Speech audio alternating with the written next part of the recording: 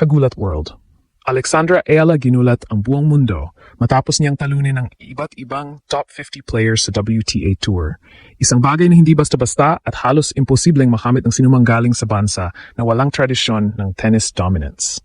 Ang 2025 season niya ay nagbukas ng bagong kabanata para sa Philippine sports dahil hindi na lang siya basta young prospect. Isa na siyang global threat na kinikilala ng mga eksperto at top-tier opponents. Nagsimula ang malaking pagangat ni Alex nang manggulat siya sa Miami campaign, kung saan tinalo niya ang mga mas matatangkad, mas experienced, at mas mataas ang ranking na players. Dito niya pinakita ang fearless mindset. Hindi siya natitinag kahit big crowd, kahit elite ang kalaban, at kahit underdog siya sa halos lahat ng laban. Sa bawat rally at bawat pressured point, lumalabas ang maturity at decision-making ng isang atleta na hindi nabata sa taas ng laban-labanan sa pro circuit. Pero hindi natapos doon ang pag-alab ng kanyang season. Sunod-sunod ang malalaking panalo niya sa iba't ibang tournaments. Kasama ang mga upset victories na hindi inaasahan kahit ng international media. Pinatunayan ni Alex na hindi siya one-hit wonder. Lumalabas ang improvement sa kanyang footwork, teaming, court coverage at mental toughness. Apat na aspeto na nagdala sa kanya sa pinakamagandang momentum ng kanyang career. Dito na nagbago ang narrative mula surprise Filipina tungo sa legitimate top-level contender. Ang pagtalon niya sa rankings at ang pagpasok sa mas malalim na rounds ng malalaking torneo ay nagpapatunay na kaya niyang tumapat sa sinuman kahit sa mga dating tinitingala lamang ng mga manlalarong Pinoy. Hindi biro ang tumalo ng top 50 player, pero ginawa ni Alex iyon ng paulit-ulit at iyon ang tunay na nakakagulat. Mas malaki pa ang implikasyon nito para sa Pilipinas. Sa bawat panalo ni Alex, mas maraming batang atleta ang naniniwalang posible pala talagang sumikat sa world stage gamit ang disiplina, training, at walang takot na mindset. Ang kanyang run this season ay hindi lang tungkol sa personal na tagumpay, kundi tungkol sa pag-angat ng buong tennis community sa bansa. Ngayon, ang tanong ng lahat, kung ganito nakatibay ang laro niya sa age 19, gaano pa kaya ang kaya niyang mariting sa susunod na taon? Grand Slam breakthroughs ba ang susunod? Quarterfinal, semifinal? O ang pinakamatapang tanong, possible bang maging kauna-unahang Filipina Grand Slam champion ang batang mula Maynila? Isang bagay ang sigurado, hindi na maliit ang pangalan ni Alexandra Ayala. At ang mundo, gulat na gulat na. Hindi na simpleng kuwento ng underdog ang pagangat ni Alexandra Ayala. Sa 2025 season, unti-unti na niyang binabago ang landscape ng women's tennis habang dala ang pangalan ng Pilipinas sa pinakamalalaki at pinakamahirap na entablado ng WTA Tour. Ang kanyang sunod-sunod na panalo laban sa top 50 players ay hindi lang basta statistics. Ito ang ebidensyang kayang makipagpatayan ng isang Pinay sa mga pinakamalalakas sa buong mundo. At sa bawat laban na natatapos na siya ang panalo, mas lalong lumalakas ang bulong ng international commentators. This girl is coming. Isa sa pinakamalaking turning points ng season ni Alex ay nang tumapak siya sa Miami at nagdesisyong wala siyang alagaying reputasyon ng kalaban. Kahit mas sikat, mas malaki ang pangalan o mas mataas ang ranking. Sa edad na 99, hindi siya nagpakita ng kahit katiting na takot. Kung paano siya humawak ng racket, kung paano siya tumanggap ng pressure second serve, at kung paano niya ginamit ang kanyang footwork para tabasin ang court coverage, makikita ang maturity na hindi pang teenager. Sa bawat rally, ramdam ang disiplina at haba ng taon ng training.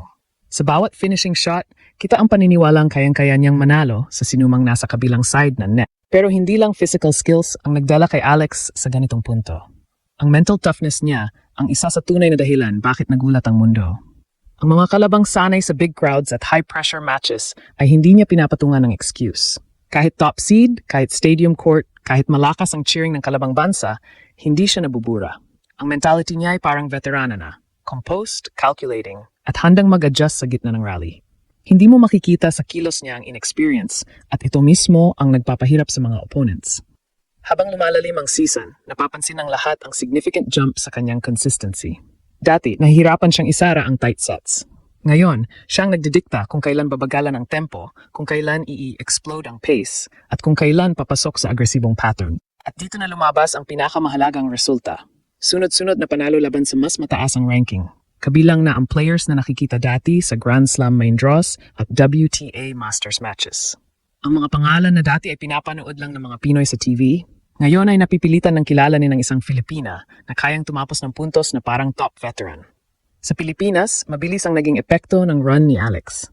Biglang dumami ang mga batang gustong mag-tennis, mga coach na gustong mag-upgrade ng training methods, at mga fans na sumusubaybay sa WTA Tour na parang NBA playoffs.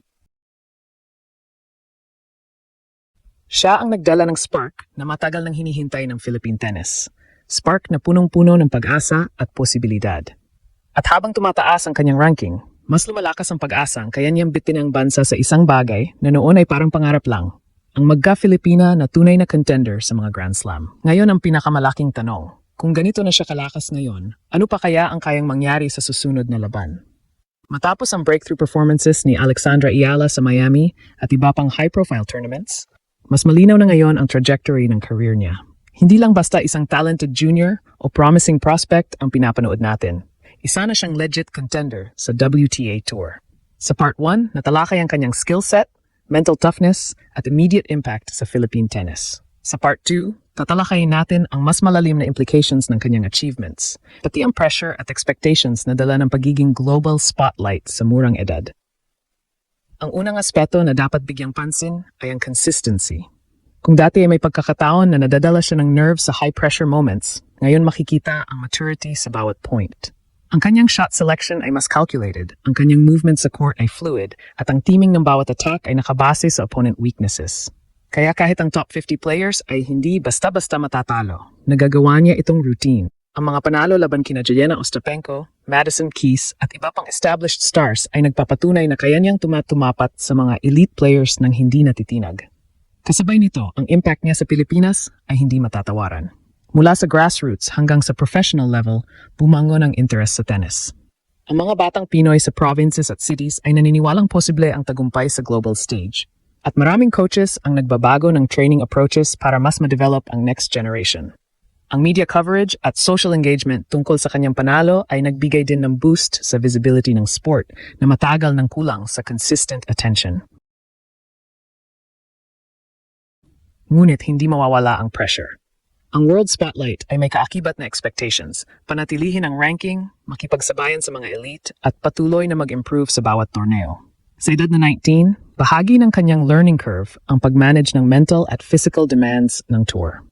Ang scheduling, recovery, at handling media attention ay dapat balansihin upang hindi maapektuhan ang performance sa court. Dito lalabas ang leadership ng kanyang support team at coach, at ang self-discipline ni Alexandra sa kanyang daily routine. Isa pang mahalagang punto ay ang long-term trajectory. Ang sunod-sunod na panalo at deep runs sa WTA tournaments ay maaring maging stepping stone papunta sa Grand Slam breakthroughs. Ang technical improvements, tactical awareness, at physical conditioning ay dapat patuloy na pinapaunlad. Kung patuloy ang pag-angat niya sa rankings, may potential siya hindi lang makapasok sa quarterfinals ng Grand Slam, kundi maging semifinal o final contender sa mga susunod na taon.